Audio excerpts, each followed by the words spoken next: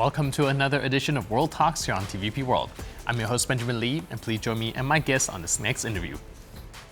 The Moldova's election results showed a strong victory by the pro-European Party of Action and Solidarity led by President Maia Sandu. Ahead of the elections, however, international scrutiny turned to allegations of organized voter transport from abroad, media manipulation, and pressure tactics by pro-Russian actors. So what did the observers on the ground actually witness? Joining us now on TVP World is Rasťo Kužel, director of Memo 98 and part of the International Observation Mission in Moldova.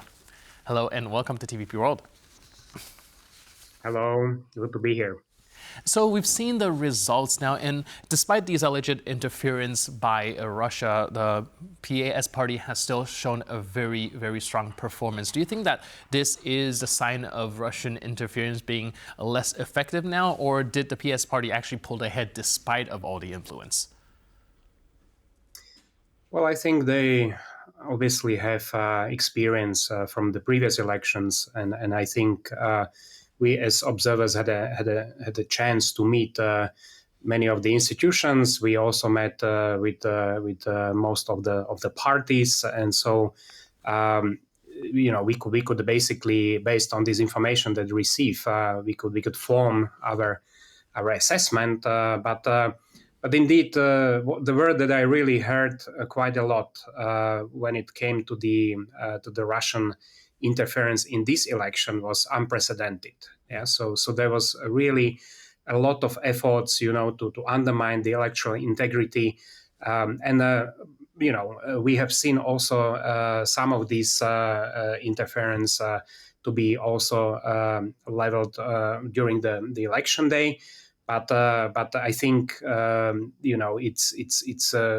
remains to be seen what the final sort of results will be, because that's something that we still need to wait for the official confirmation. But indeed, as you indicate, the almost counted results indicate for the strong showing of the ruling party.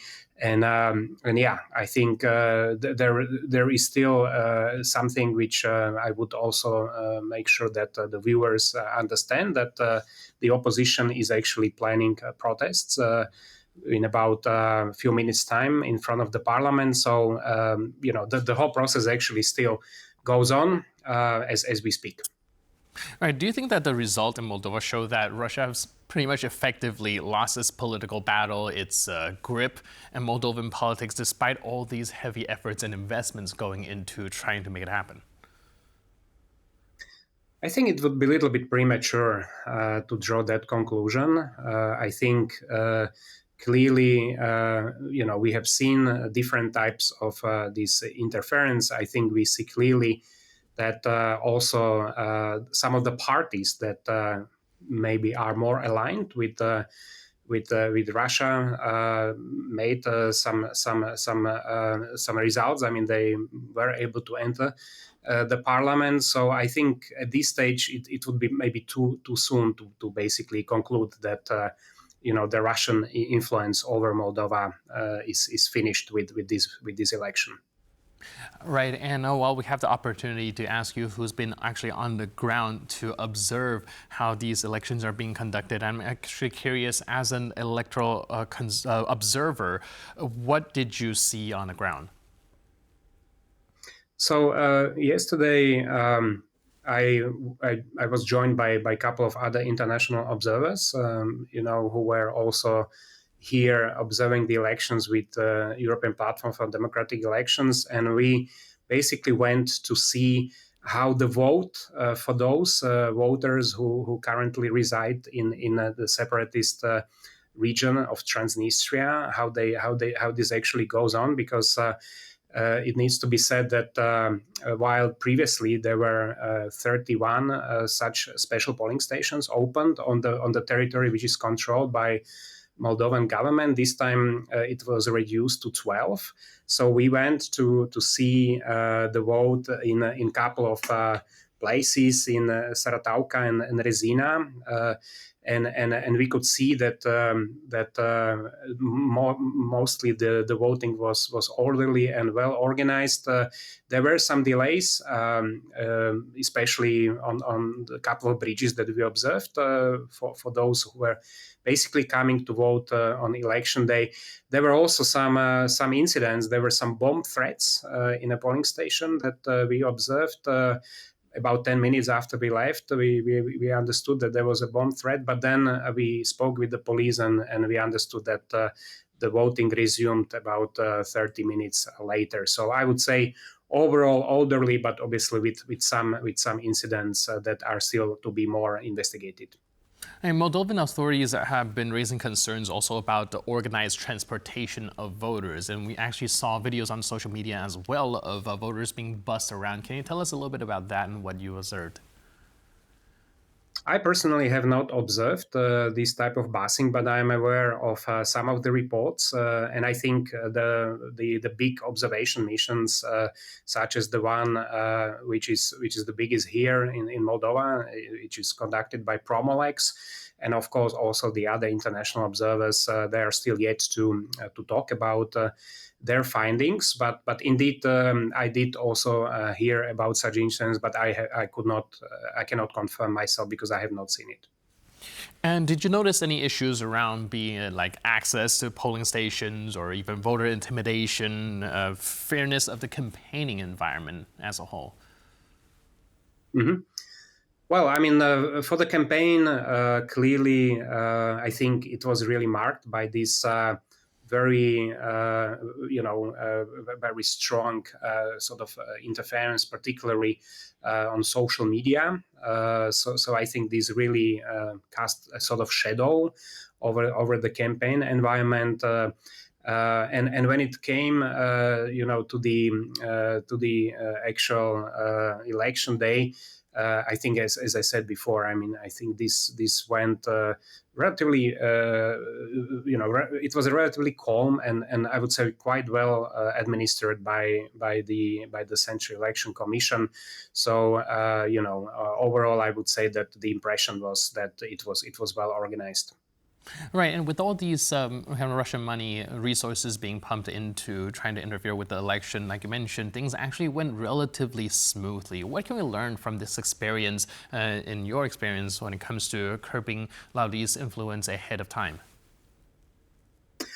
I would draw the attention towards really this sort of digital interference. I think here, while again, like the Moldovan authorities were able to contain many of these previous structures, of vote buying, that were basically happening using the Russian bank apps, for example.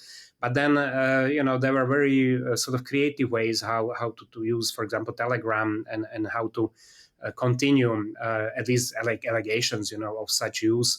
So I think this is really the sphere which requires immediate attention, because we see it in other elections as well that this sphere and the number of there was allegation of really huge illicit funding into the campaign. I think these are the remaining challenges, that certainly are relevant for Moldova, but also for other countries. Right, you actually brought up other countries as well, which is something that I want to ask you about, because I'm curious, how does Moldova's election process compare to other countries? I think again, like we really see that much of the campaigning has moved to social media, to this digital space. According to some surveys, this is actually now source number one for political information. That it sort of overtook the traditional media, which still, of course, remain important, but yeah, I think this is one sort of confirmation that this type of hybrid threats and this sort of foreign interference into elections don't have any boundaries, and especially it's very difficult for a small country like Moldova, which is really attacked by a huge country like Russia. That this remains to be extreme challenge, and I think this again was confirmed in these elections. Again, like we still have to wait and see how the results will be finalized and how they will be especially accepted. This is also another important feature for the case of the electoral integrity. But yeah, it looks like certainly if there is a sort of cooperation between various institutions and also various parts of the society, that eventually, hopefully, we could learn how to sort of deal with these sort of unprecedented challenges. And last but not least, you mentioned there's perhaps going to be a protest taking place soon, depending on when we're watching this. But how do you think that's going to proceed? How do you think that's going to impact kind of the political dialogue within the country? I think it will be very important. Obviously, one thing it needs to be mentioned with regards to this protest is that it was announced already before the first results were coming. I mean, this was a protest announced actually a few days before the election day. So that already gives you some kind of indication whether these actors really needed to wait for the outcome of the elections, or whether they already had this plan to sort of somehow challenge the overall integrity of elections. But yeah, I think obviously it remains to be seen how many people will participate. Again, there were allegations that some people are paid to participate in such protests. So all remains to be seen. But again, I think for the sake of Moldova's future, I think it will be super important that parties accept, the outcome. If there are any sort of concrete allegations of manipulations, these need to be properly investigated by the relevant institutions. But at the end of the day, I think it would be good for Moldova if the outcome sort of settles down, and if they could really, if there are no disruptions, following the elections. Right. Thank you so much for your input and insight. Really appreciate it. And thanks for being with us on TVP World. Thank you very much for the invitation. And thank you for tuning into this edition of World Talks. But for more news, update, and commentary, please stay tuned to TVP World.